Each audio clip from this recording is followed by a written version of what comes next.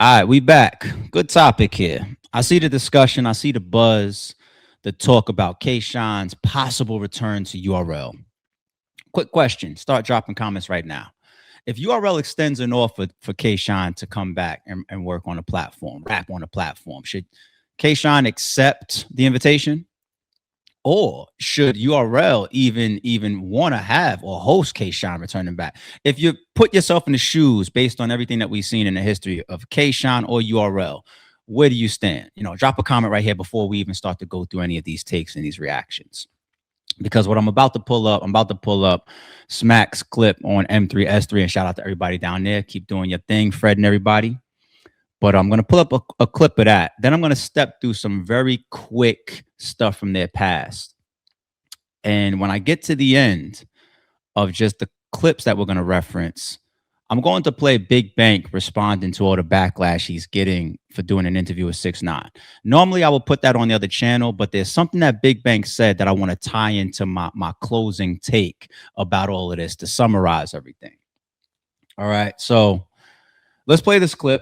And let's walk through this. Y'all may be surprised actually where I'm going with this. Y'all really might be. But let's kick this off. All right, let's bring up Smack on M3S3 and see what he's saying. You know what I mean? Like, we all family. I look at Sean as family.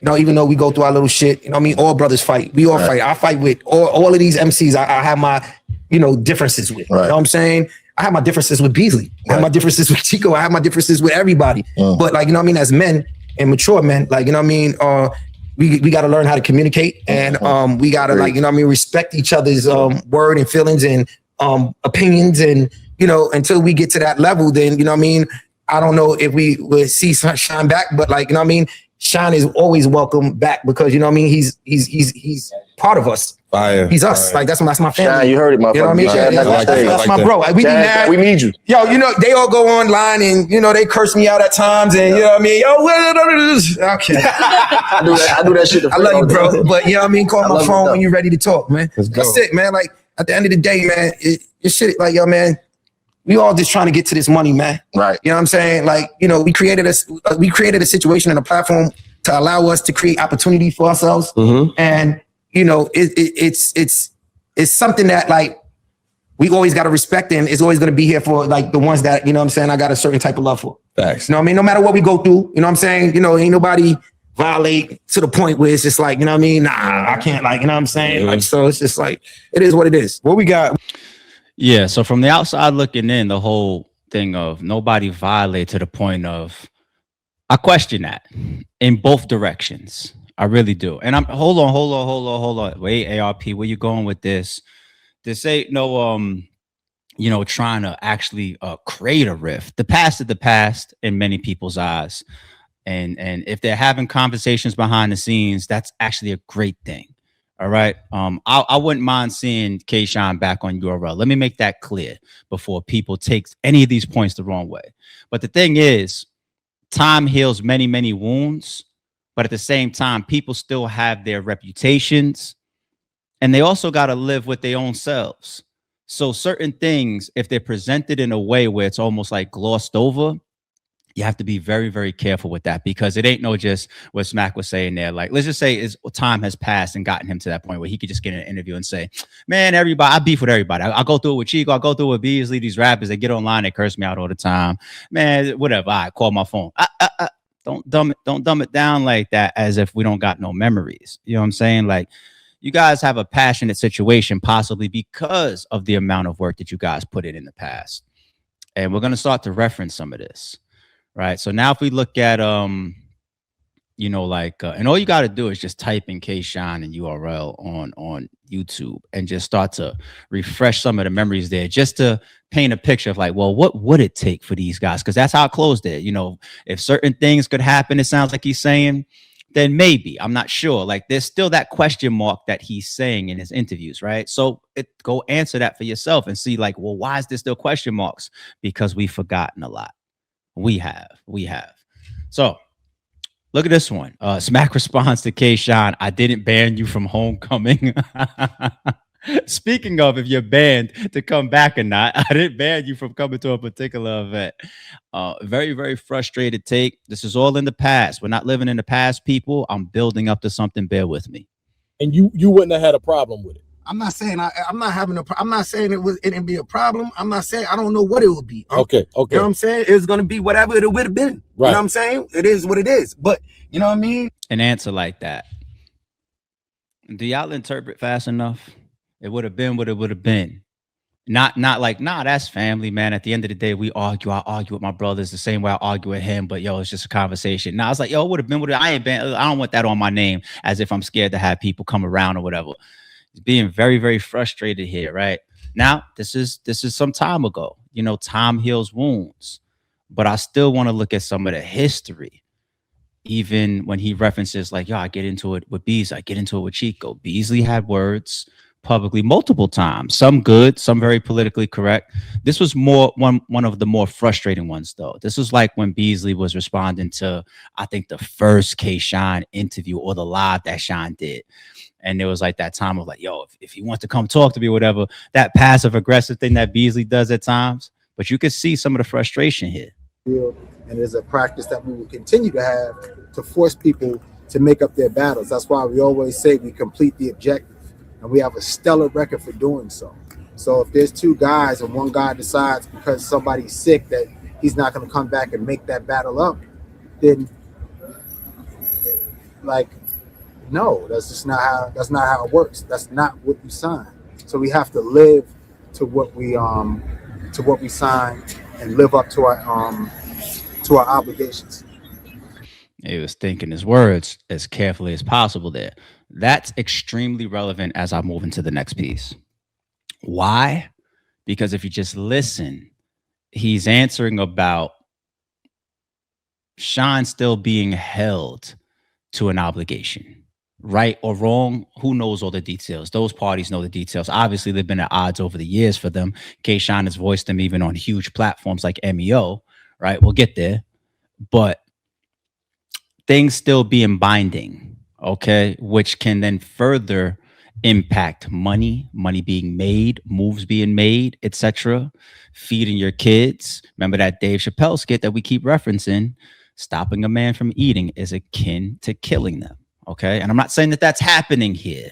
I'm just saying I'm taking the words, and what I'm trying to see is if it's as simple as what current day interviews are telling us. And I wish it was, because a lot of fans do want to see it. Right. But this isn't my history on YouTube. It's their history on YouTube. So this was like the big public kickoff. All right. URL, let me go. K-Shine blows the lid on his business with URL. I don't want to battle on URL, etc. Because that situation when he shows up to battle Jackboy, and people are saying even when he got there, he had tension with the owners. He was just showing up to work. We know the history. The battle doesn't happen. You know, whether they both stand after that. Is there still an obligation? Is it this? Is it that? Well, K-Shine got that live up there on the way, I believe, to like the venue or to the airport, where he's putting out this elaborate story, right? And he's saying he's pretty much alluding to a conspiracy. He's saying the flights were moved around or canceled. I wasn't given my flight. All this stuff was happening before. I'm trying to paint the picture of like an example. It's almost like saying you're Giannis, right? And you're one of the biggest superstars in the league, and you're coming up to free agency. Your contract's about to expire. You're about to hit the free market and choose wherever you want to go, or you're taking your career into your own hands. But the Milwaukee Bucks was looking at you like, wait a minute, like hold on, like we want you right here. You raise the city up. Playing here. You raise the whole financial market up. You raise our chances of winning a championship ring. You make us content. You do all these things because it's really the players that, you know, should have the top amount of notoriety in here. You know what I'm saying? We see the power of the leagues. Can't take that from shit, especially in 2026. That's a different topic. But the players are supposed to be the essential core of the importance of how far the leagues even go. Okay, the players. the ones that's on the court. And Milwaukee Bucks might want to do everything to keep him there. And then Giannis wants to get on the court. He wants to play ball. He wants to exercise his sport. But the Milwaukee Bucks sat him down for the rest of the season. Now, some would say, all right, maybe they're protecting his stock, because if he's going to hit the trade market, actually, that would be in a trade scenario. It's not that. It's free agency. But if it was a trade market, all right, you don't want him to get injured. But Giannis wants to play. Bucks say, no, we're going to sit you down. And there's reports of millions of dollars that I think Giannis lost along the way from a different contract, which was like a Nike deal or something like that. Like, you had to play a certain amount of games to fulfill his contract. They didn't put him on the court, even though he wanted to play. And it creates all of this domino effect. Now, the average fan that just watches the basketball, just watches the game, they don't know about all of this. But if you're in Giannis's shoes, you're furious. You're furious. You guys staying with me? I believe this is the same clip where it's either this one or a different one, but I think it's this one where Sean says something that's very, very passionate. It's something that I held on to at the time. This might be the clip where he explained he had to get Christmas out the mud, right? Meaning that if I'm working within a certain space, battle rap, and that's where, I'm getting these bags, I'm getting these contracts, I'm performing my art. This is my job. This is one of my biggest, if not my biggest, source of income. And then I get to what's important to all parents, all fathers, all mothers, a lot of people, period. The holidays, when it's time to, go through those motions. And you say, yo, because of the stuff that's going on, I had to do Christmas out the mud. And if you're blaming people for that, I mean, we all are responsible to ourselves and decisions that we make. Kayshawn has culpability just like everybody else does. But if you feel like you're being put in a bad spot to lose your Nike contract or to not be able to get on the court, and you deserve to be on the court, and then Christmas is a struggle, that's passion. That's not as simple as, we all have disagreements, then we get online and we curse each other out and we say F your birthdays and SMDs and all that. Like, no, it's not that. It's not that. And if you really care to look into like, hey, will this happen? Will these guys come back together? Then you have to do what I'm doing right now. You have to stop dancing around the surface. That goes for everybody. You can't be scared to tear the Band-Aid off. You have to say, well, how deep is it? Because if I forget a lot of this shit and I just listen to an interview of somebody saying, yo, man, you my brother, and yo, just come on back, man. We don't care about, we got this platform here. We here to make money at the end of the day. Is it that simple? Maybe. Maybe not. Because then when fans sit around and just be like, yo, Sean, like, what's taking you? So what? We saw a Smack interview. We saw a Beasley's interview. Right? And then it's just like, you guys lose all the context. You lose all the history. It's not that simple. But come over here. I'm the guy that tends to have a decent memory. And we'll always talk about it. And we still haven't gotten to the big part of the take yet. Really, really quick. I don't even need to listen to this. Like even the MEO interview. It's an illegal contract, bro. Kayshawn speaks on the setup. Do you agree? Don't want to play it right now. And it's no different. Once again, if you go into YouTube and you just look around to give yourself the information. Kayshawn snaps on New Jersey Twerk during IG Live. Kayshawn wants off of the URL, how URL contracts change the caffeine situation. Shine and flip. Kayshawn goes off after Shotty Horror battle, exposes foul play. Who's next? Kayshawn has alluded to foul play around his event or Shotty Horror or how he felt about dealings during and after. So that's him almost expressing himself the same way that like Easy did over time.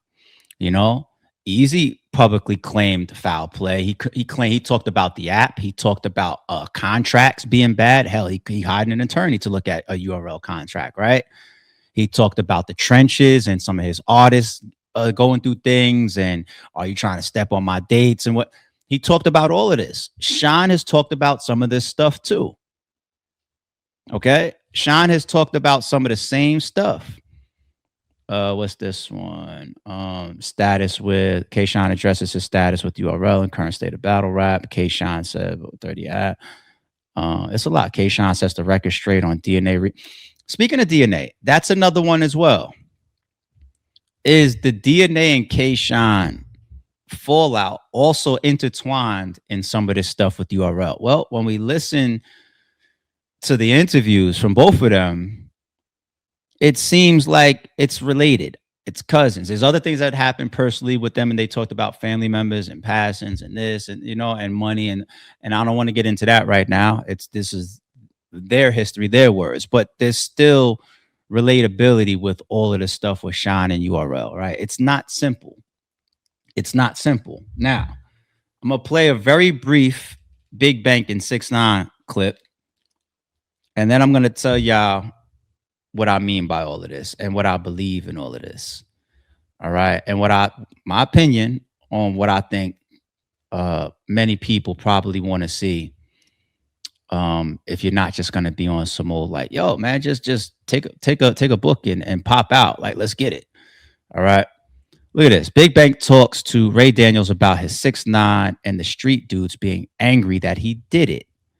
All right. So we know there's a lot of shit he's going through, after doing this interview and getting his ass kicked by 6ix9ine, especially what he represents. He recently did an interview talking about Gucci Mane, saying you can't outgrow the seeds that you planted. Well, here you are now allowing yourself to get paid to do an interview by 6ix9ine and then having him mark you out there and trying to get you to call your friends rats to see if you're going to keep the same energy with him or not. All right, let's play it. At times, probably. The whole time. No, the whole time. But get what? I'm gonna keep it real, man. I just said this on Ryder on some G shit. You know what I'm saying? It's still. I'm looking at it when I'm watching it.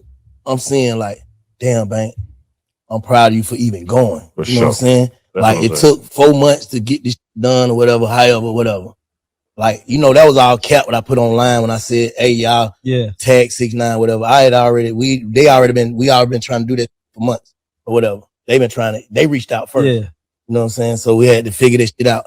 I'm battling with myself like, hell nah. Hell nah. What I'm hell nah. Nah. You know what I'm saying? Just keeping it a brick.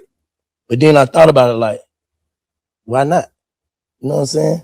So I put it online. So I'm battling with it. I put it online, see what they say. The usual suspects gonna call. Are you serious? Yeah. Chain gang. Hell yeah. KK calling on. Hell yeah. Do that shit. What? You ain't told. I just want to say this. It's important. I think a lot of the time we're young. It's like, damn, man. You know what?